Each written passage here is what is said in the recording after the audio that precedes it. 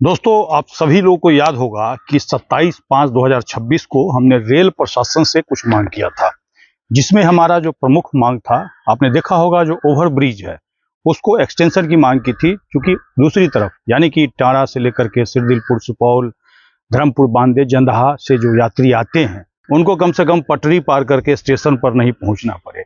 कुछ दिन पहले आपने देखा होगा कि एक महिला 4 बच्चों के साथ किस तरह से मालगाड़ी के नीचे फंस जाती है और किसी तरह अपना जान बचाती है।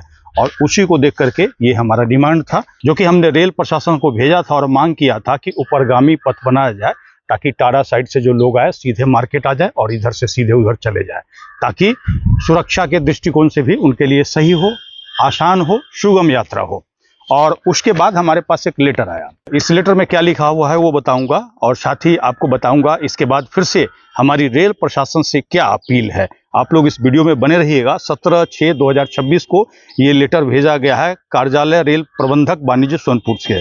विषय है शाहपुर पटोरी रेलवे स्टेशन पर फुट ओवर ब्रिज को पटोरी बाजार से टांडा क्षेत्र की ओर विस्तारित कराने, सुरक्षित पैदल पहुंच मार्ग एवं स्टेशन प्रवेश द्वार निर्माण के संबंध में आपका पत्रांक दिनांक 27/5/2026 जो कि हमने भेजा है। नीचे उन्होंने लिखा है कि संदर्भित पत्र के माध्यम से आपके द्वारा दिए गए सुझाव के संबंध में अवगत कराना चाहते हैं कि शाहपुर पटोरी रेलवे स्टेशन को अमृत भारत स्टेशन योजना के तहत विकसित किया जा रहा है, जिसके अंतर्गत स्टेशन पर 6 मीटर चौड़ाई का end to end foot over bridge का निर्माण गति शक्ति विभाग द्वारा किया जाना है।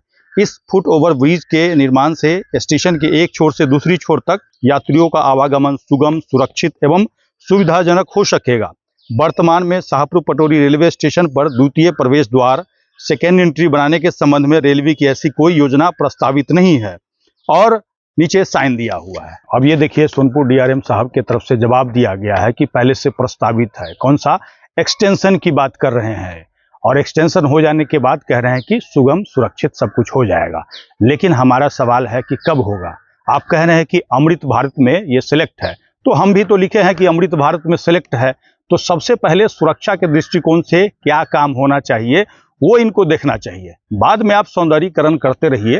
पहले जो सुरक्षा की दृष्टि से लोगों को आने जाने का व्यवस्था पहले सुनिश्चित करना चाहिए।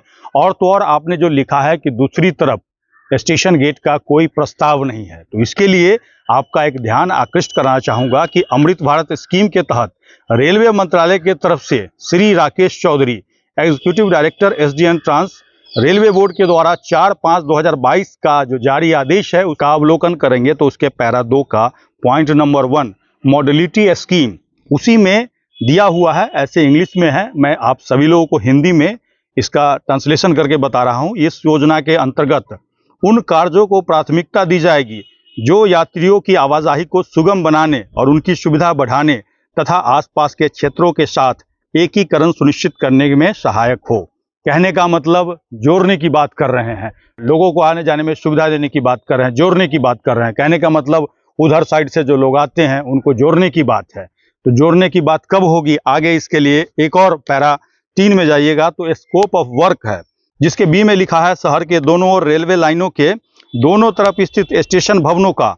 अब क्या है कि इधर तो भवन बना हुआ है स्टेशन का, और उस साइड भी भवन बनाने का प्रस्ताव है अमृत भारत योजना के तहत। और यहाँ पर लिखा है दोनों तरफ जो भवन हो, जहां तक संभव हो एकीकृत विकास किया जाएगा। कहने का मतलब एक करके, दोनों को एक करके। साथ ही आगमन और प्रस्थान के लिए अलग अलग व्यवस्था सुनिश्चित की जाएगी।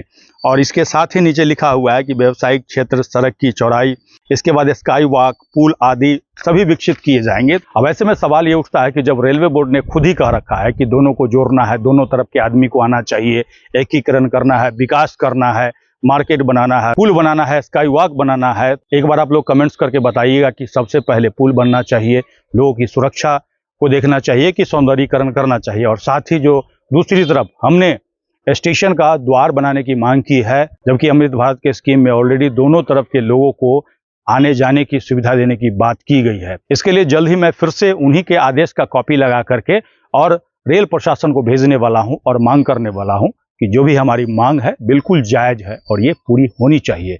इस वीडियो को जो लोग जहां से देख रहे हैं एक बार कमेंट्स करके बताइएगा, और इस वीडियो को अधिक से अधिक शेयर कीजिएगा, ताकि रेल प्रशासन से लेकर के रेल मंत्री जी का ध्यान इस पर जाए कि अमृत भारत योजना के तहत अलग अलग स्टेशन पे अलग अलग भेदभाव क्यों। इसी के साथ विदा लेता हूं। धन्यवाद।